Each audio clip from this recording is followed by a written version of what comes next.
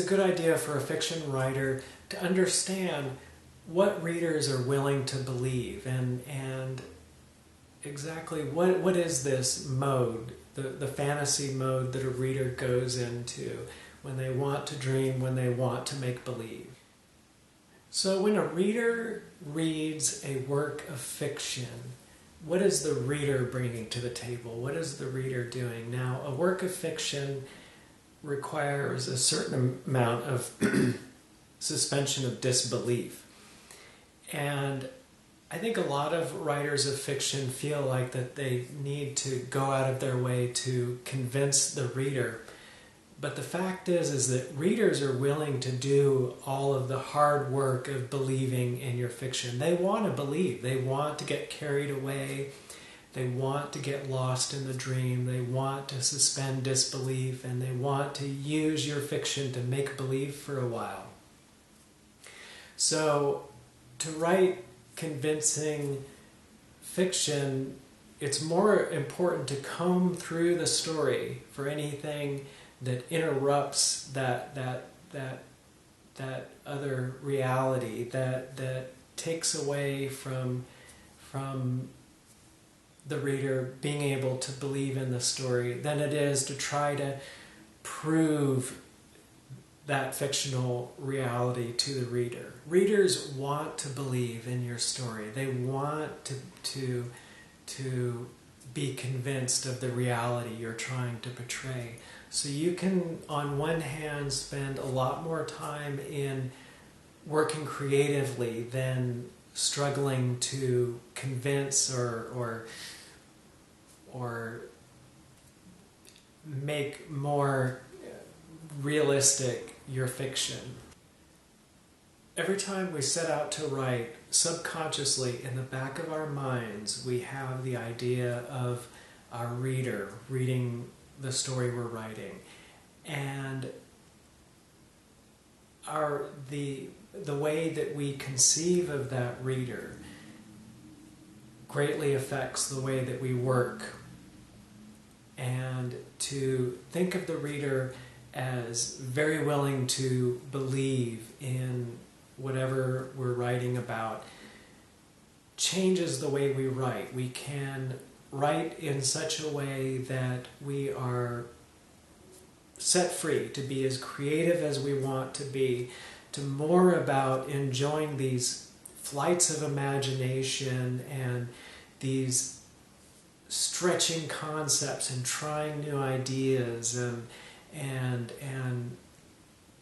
envisioning things that have never been envisioned before. And if in the back of, if we realize, if the more that we decide that the reader is going to do most of the work of believing, is going to make the greatest effort at believing in the fantasy that we come up with, the more that we can get into these flights of imagination. So if you didn't worry about how convincing your story is throughout the entire writing process, for the most part, what you would end up with is a story where there will probably be bits and pieces of things that just don't jive with the story, that kind of interrupt the reader's experience of your story. Let's say you write a story about two people who wander across a field to this abandoned house that's a couple of 100 years old, and they go in the middle of the day and they find these ghosts in the house, like a whole family of ghosts from like 100 years ago, and they can see them, and the ghost can't see the living witnesses, and they watch what these ghosts are doing and where they're going. But at one point, one of the ghosts takes out a cell phone, and that's something that just doesn't quite work with this reality that we're trying to create. And these kind of things occur in fiction a lot, where it's just something with a little bit of thinking it through can change the story around to make something that obviously isn't true, make it to where the reader, with no hesitation, can dive right in and enjoy going to that dream place. As writers, we need to become very clear about how exactly we're going to be critical of our work and how exactly we're going to cut loose and become more creative, write more creatively and with more energy. So one of the best ways we can do this is to spend a certain amount of time, just maybe a little bit before each writing session. Just remind yourself that the reader is going to do most of the hard work of believing in your story, and this really helps to free up creativity. Remember, as writers, we're on the creation end of the story. We're not on the reading consumption end of the story. So everyone else can worry about being go all out with being critical of writing and your writing. But to become better writers, we need to spend a lot more time learning how to become more creative more of the time. So give it a try. Before you start writing, just take a couple of minutes to consider your reader as wanting to do all the hard work of believing in your fiction, and let it affect you subconsciously. Our subconscious are amazing, powerful parts of our mental capabilities, and this is one way that we can use our subconscious to become more creative. So it's part of being a creative writer to turn off critical mindedness in as many ways as possible. Now, after we've written the first draft, then we can go back and be critical. But when you're first writing a story, ask yourself, subconsciously, is the reader I'm writing for hypercritical, stopping us from going forward with the story, wanting to check everything, wanting to scrutinize everything? Is it slowing us down creatively, or do we have a reader who's willing to go along with whatever we make up, with whatever reality we weave, whatever elaborate picture we paint?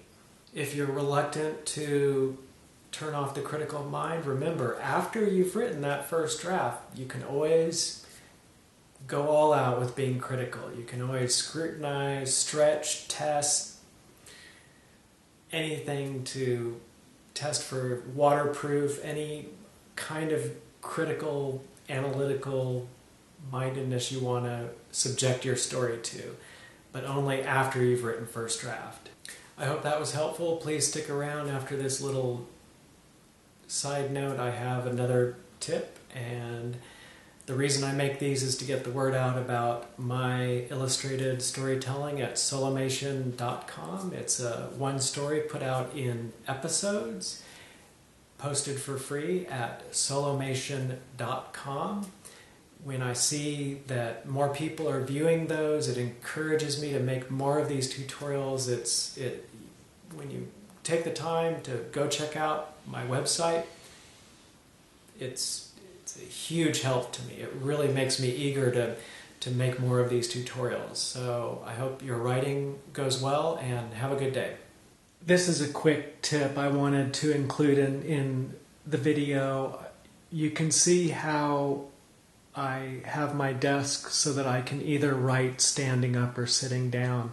So basically what I did is just tilted my monitor back, and I have a box that I put my keyboard on, and I usually write standing up about half the time, and then the second half of my writing session I write sitting down, because standing up actually energizes you and makes it easier to write. And being able to change between standing up and sitting down makes it so that half the time we're putting strain on different parts of our body, and that way, instead of getting really worn out from sitting too long or getting really worn out from standing too long, we divide it in half, and in both positions, we have more energy, and it's easier to do in the long run. And one thing I found is that I actually feel more creative when I spend time standing up writing, and find it easier to come up with new ideas. So there's really, our minds are part of our brains, are part of our bodies. So by standing up, we actually, it can be a great help to our brains working better and us becoming more creative writers. So that's a quick tip.